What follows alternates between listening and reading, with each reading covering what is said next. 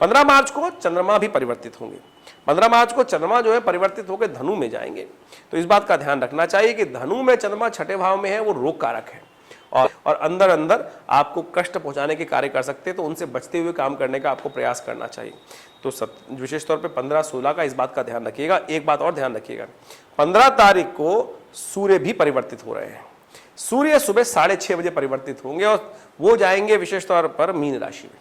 Mean राशि पे जब जाएंगे तो वो आपके भाग्य में जाकर बैठ जाएंगे और भाग्य में जब वहां पर बृहस्पति के साथ जाएंगे तो बृहस्पति को अस्त भी करने वाले हैं कुछ दिन बाद, और वो योग बड़ा विचित्र प्रकार का होगा।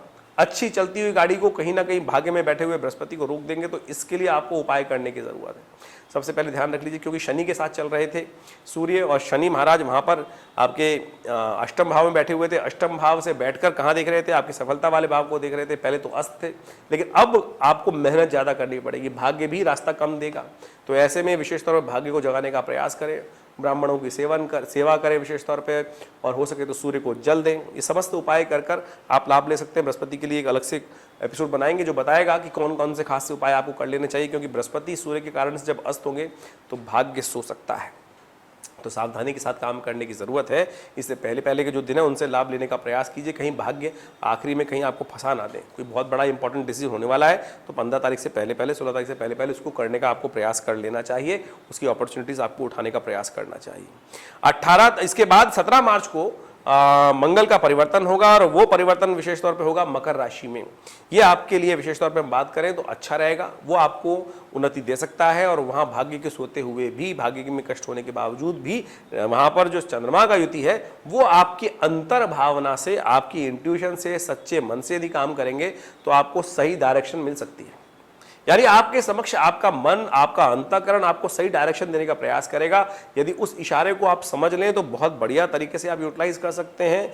इन 2 दिनों को 17-18 को विशेष तौर पर यूटिलाइज कर सकते हैं और इस बात को समझते हुए काम करना है आपको, तो अच्छा रहेगा, आपके लिए बढ़िया रहेगा। और हमें आशा है कि आप उस जब चीज़ को सोचते हुए काम करेंगे।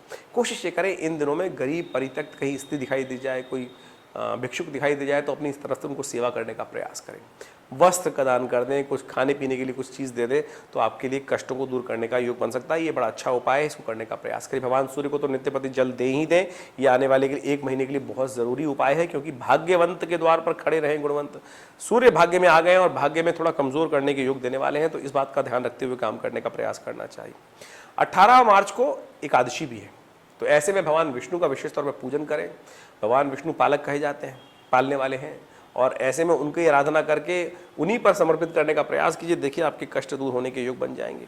19 मार्च को यदि हम बात करें तो कुंभ में चले जाएंगे। जो विशेष तौर पर हम बात करें आपके चंद्रमा की, अष्टम भाव में चंद्रमा जो होता है गोचर में थोड़ा कष्ट देने के योग देता है, तो 18-19 में चंद्रमा वहीं रहने वाले हैं।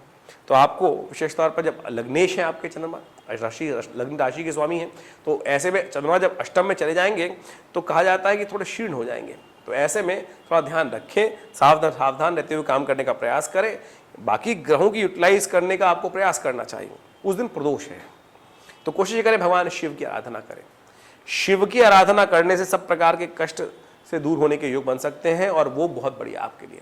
तो ऐसे में शनि का मंत्र भी जप कर लीजिए प्रदोष के समय पर, तो बहुत शुभ रहेगा। और ऐसे में शनि के निमित्त उड़द की दाल का दान करना, शनि को का तेल का दान करना, अपनी सामर्थ्य के अनुसार से भगवान शिव का तेल से अभिषेक करना आपके शत्रुओं को भी दमन करेगा, जो आपका अनिष्ट करने वाले हैं उनको भी दमन करेगा, तो ये अच्छा रहेगा। तो इस प्रकार से समझते हुए कार्य करने का आपको प्रयास करना चाहिए। दिन बड़े परिवर्तन के हैं, सावधानी के साथ चलने की जरूरत है। खरमास भी आरंभ हो जाएगा 15, अगर हम बात करें 15 मार्च से, क्योंकि सूर्य मीन में आ जाएंगे तो खरमास रहेगा। तो बहुत सारे शुभ कार्य, मंदिर प्रतिष्ठा, देव प्रतिष्ठा और साथ साथ घर का नया आरंभ, नींव खोदने का मुहूर्त, शादी विवाह इत्यादि सब निषेध हो जाते हैं। तो ऐसे में कोशिश करनी चाहिए, पूजन का सबसे बढ़िया समय है। और बड़े भाग्य से इस वक्त बड़ा शुभ योग भी बनने वाला है। 21 तारीख से नवरात्र आरंभ हो रहे हैं, तो कोशिश ये करें, भगवती की आराधना करने के सबसे सुंदर दिवस माने जाते हैं। चैत्रीय नवरात्र आरंभ हो गए, नव संवत आरंभ होगा। तो हमने अपने दिल्ली में आश्रम में बहुत सुंदर व्यवस्था करी है। माँ भगवती का सुंदर यज्ञ रखा है, सहस्त्र चंडी महायज्ञ। और हमारे यहाँ भगवती जो विराजमान है 1947 में मुल्तान से आई हुई दिव्य प्रतिमा विराजमान है, और जो उनका सानिध्य प्राप्त करके उनके निमित्त यज्ञ करता है, कहा जाता है उनकी मनोकामना सिद्ध हो जाती है। ये बड़ी प्राचीन परंपरा है। 500 वर्ष पुरानी जो भगवती का श्री विग्रह है, प्राचीन विग्रह है, वो हमारे यहाँ प्रतिष्ठित है। और उस यज्ञ में आप सम्मिलित हो सकते हैं।